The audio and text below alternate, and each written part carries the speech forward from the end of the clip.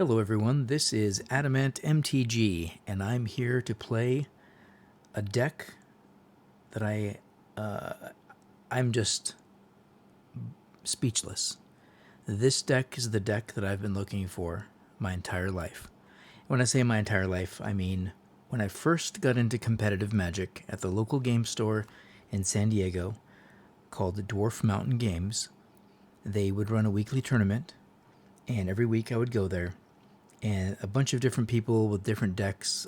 Some people have gone on to win at least top 8 Pro Tours for sure. Some of the best Magic players I've ever hung around with. A great group of people. I don't need to give names because you know who you are. And in that group of people, there was a person that would always play their white deck. Crusades, Savannah Lions, White Knights, eventually evolving when new sets would come out. But 100% this guy named, well, I guess I shouldn't give names. He would play the white deck. And that was back before the internet, back before they had pens and paper. We'd have to use a stylus to chip out a deck list or just press it into a clay cuneiform. No, I'm kidding. But it was back in the original days of Magic. And so I used to always just sit and watch his games and take notes and just try to figure out his build. And because back in those days, it was a personal thing. You didn't just say, hey, can I see your deck list? You were just like watching, and everyone it was just like, I guess, professional courtesy. You wouldn't just get and copy lists. You would just watch people play and kind of imagine or try to build it yourself. And anyways, I was in love with that deck. I opened box after box of cards looking for Savannah Lions, and it just takes me back. So when I saw CGB build this list and watched him play it, it felt like home. It felt like where I wanted to be. So without further ado, you can watch CGB's video on it. He went a 7-0 league, and every single choice in this deck is great. Typically, I tweak things and move things around because my ego gets in the way, and plus I think I have some better ideas. But in this case, there's nothing that I would do differently. And I love this deck. So I am going to be playing this deck exclusively to Mythic. And, sometimes it wins, sometimes it loses, but I've played it quite a few times already. Currently, I am at Platinum 3, and let's give a few test games just to kind of show you how the deck works, but I just wanted to talk about it because this is actually something I haven't been this excited about a deck in a long time. Not because of the deck itself, but again, because of the personal connection that I have with this archetype, and I think that's the part of Magic that can't be quantified. It can't be marketed to the player's connection to the particular deck that they're playing, and sometimes it ebbs and flows. There'll be different sets and different mechanics that make a deck work better than others, and that's usually when people are excited about their personal personal choices of a deck type. But this for me is just so nostalgic and feels so good. So that is why I'm making this choice, why I think it's the best deck, because it's the best deck for me. Because that's and I hope that everyone out there listening to me right now can find a deck that's makes them as excited as I am about this deck. I'm typically not much of a mulliganer because it just gets worse. So this hand is fine, actually. There's a lot of complexity in this deck, and as I'm learning it, I'll discover more and more things that it does and that it does well and how to play it best. I play a lot of gut check Magic, which means I don't do the math. I just feel things out, and I know that to be a better player, wow, triple Scorch Spitter, this is no joke. I'm sort of blown away. All right, we can do some tricks with Raise the Alarm and start blocking, so I think that's what we might do. They're probably a Cavalcade deck, so we're going to have to watch out for a big Cavalcade hit if they drop that. But they've got a swing, and we have the instant speed tricks if we need to. So they just made room for their swingers, and we get to kill 2. So that feels pretty good. They might shock 1, and if they do that, then we only kill 1. Let's respond to that attack.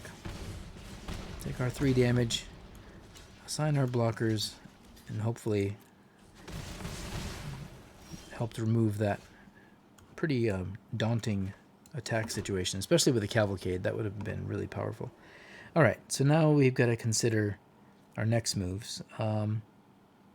Power 4, that's going to kill the giant that they drop, so I think we just sit back and have a little bit of patience and establish our board. There's the Cavalcade we were expecting, and here's a couple of extra damage coming our way. So at this point, I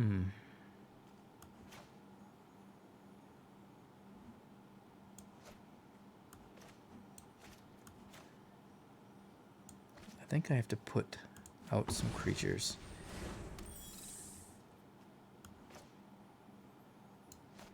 That'll at least give me an afterlife if they eliminate it. Oh boy, this gets ugly quick.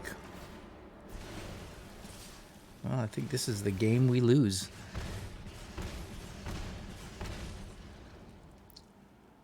They have a pretty devastating board state, I have to admit. It makes no sense blocking those. We have to try to take out Chandra. And I don't know if we can survive this. I mean, sure, they've only got 1 card in hand, but the best thing we can do is hope they don't have a shock. Gonna take Chandra out. Being at 7 against this deck is not a healthy place to be, but we do have ways to gain life. Only 2, as far as I know. Wow, they just grab another one.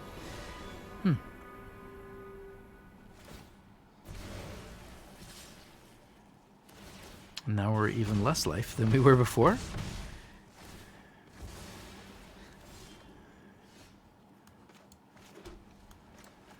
Once again. To attack Chandra. We need to stop. They need to stop top decking phenomenal cards. That would be great.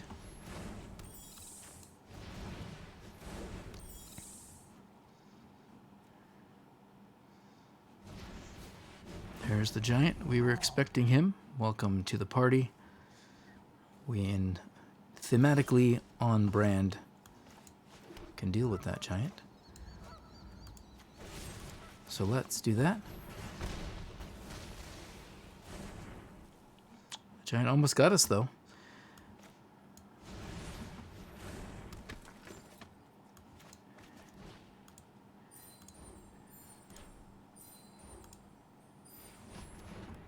And can we get this done? A miraculous victory if we can pull this out, but all they need is 1 piece of burn. Another giant shock. That would be perfect too. A hasting, guys. Yeah, it was a good battle, but they had us on the ropes the whole time. I still am happy with the way the deck performed, this deck, and I would gladly rematch that person again, because I don't think it would always work out that way for them. They had a pretty phenomenal sequence of cards.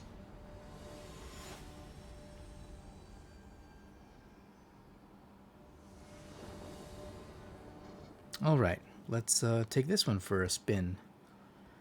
It's always sad when you premiere a video of a deck that you're in love with, and I watched CGB go 7-0 with it.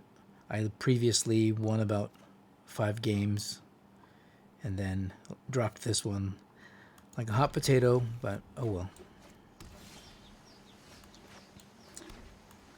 Potentially Good old Simic. But it's a gate, so that tells me that it's either... And there's some interesting gate decks I've seen on the ladder recently. I don't know if there was someone showcasing something, but I find that when you see unusual decks in Platinum, people are trying new ideas. This is the... if you notice, their symbol shows they're at the bottom of the Platinum tier. If you're trying to develop a new idea or people are trying gates again. And I don't really know why 100%, but maybe it's good enough. So because of the amount of sweepers the gate deck has, I have to be careful not to overcommit the board. So we just do the damage we can, and we wait for them to clear, and then we drop more creatures. It's not the... you definitely have to adjust. And the last time I played a gate deck, they swept a couple times in a row. It was pretty awkward. I think they got 3 of their sweepers. And they eventually controlled the board so much I couldn't get them. Now, right now we're at 5. We're at a 2-turn clock. There's no point in making it. I don't think we can pressure a 1-turn clock, so we just pass. I guess the only downside of that is I can just fly over them here. 5, 6, 7, 8, 9. It's actually lethal if I had one more mana source. Oh no, I do have mana sources. So we have lethal right now. Which is pretty crazy if you think about it. Because I have to remember this is a mana source. So we're going to fly. Doesn't have reach, does he? Good thing. And we're going to fly again. And we're going to attack for lethal. Exacxies.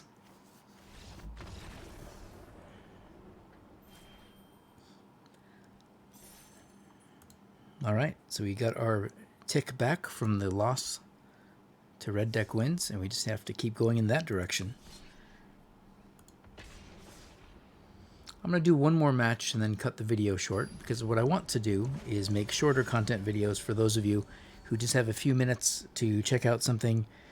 Sometimes it's daunting if you see a video that has an hour. The last run that I did the full run of the artisan event, and that took because I didn't want to break it, so that way it showed that I was sweeping the event, and I did go 5-0. So that video ended up being an hour long, and but I want to make things that are palatable and digestible. Seems like a food reference.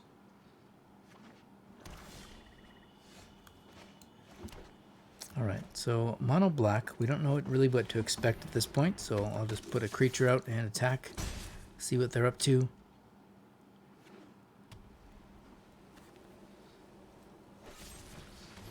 Of all the references to Oko and people thinking the standard is sort of stale, I really find it refreshing to see so many different decks on the ladder. And I don't believe for a moment that standard is in as bad a shape as people would lead you to believe. So play the deck that you love.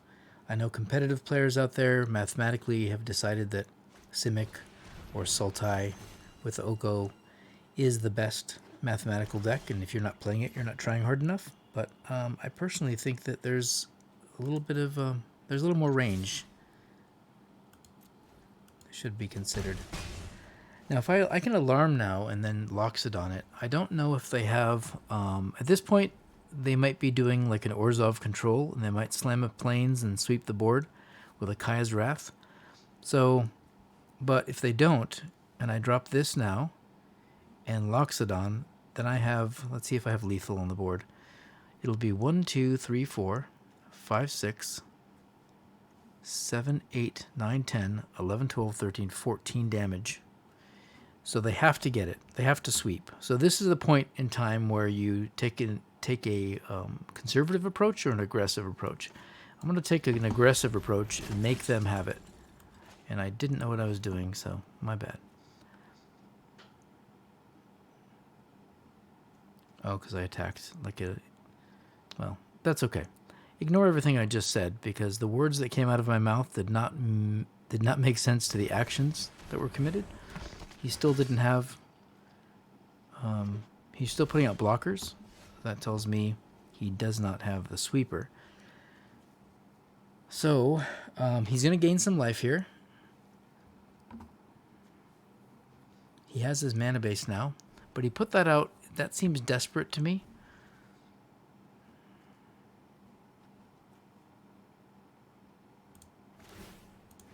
So I'm going to do this. And we're just going to attack for 6. And that's all I need to do. I can protect with the Unbreakable Formation now against a sweeper. At least a sweeper that destroys. If it's a Ritual of Soot or something, the Carnarium, I don't know what kind of control deck they have here, but it feels like it's a control deck. And I've heard some rumors of Orzhov control being a thing.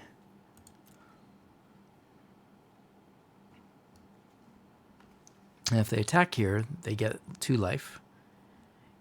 But then I can swing for lethal. 2, 4, 6, 8, 9. Just need to do 1 damage, which I have with the formation. 2 mana left. I think that's still fine. 6.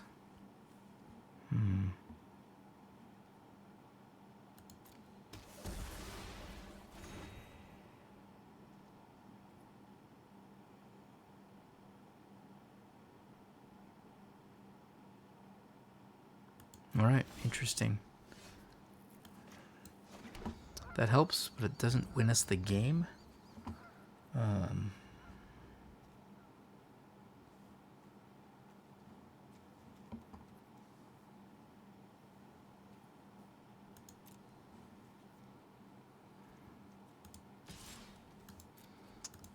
So I kind of changed my tune to be a little more passive and try to hold back and protect my assets.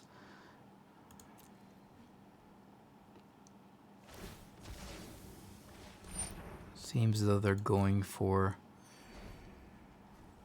a game stall position, or board stall, whatever you want to call it. I'm going to wait till the end step to trigger this castle, and then we'll see if we can push through.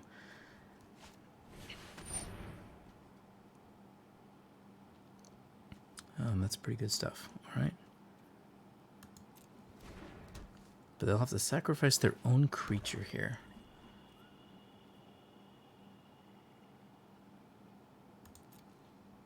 Unless they put down another egg. All right. So we make a dude. Take our turn.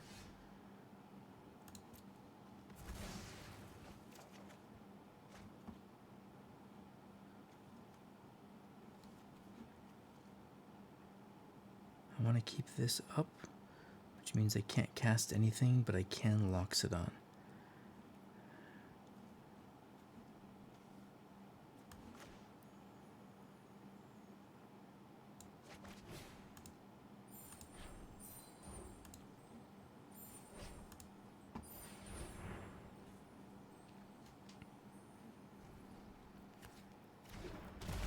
Hopefully this will set up our victory.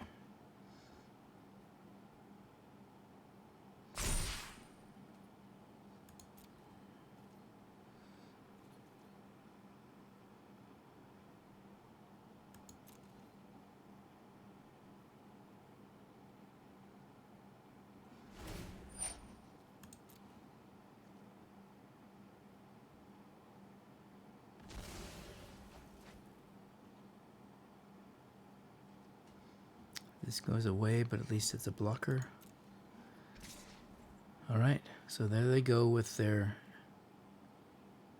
I'm going to take the damage. Doesn't make any difference.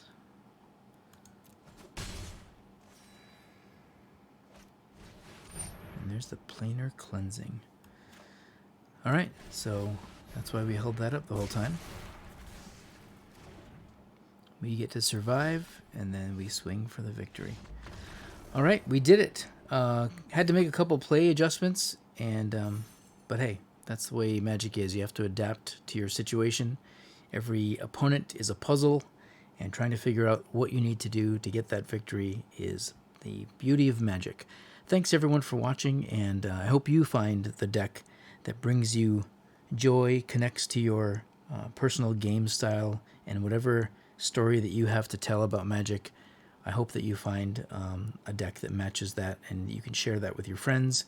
And that's why this game, for me, is the best game in the world, because of those personal touches. Sometimes it's easy to get off track, but find that in your heart, and I hope you enjoy Magic as much as and share it with your friends. All right, take care.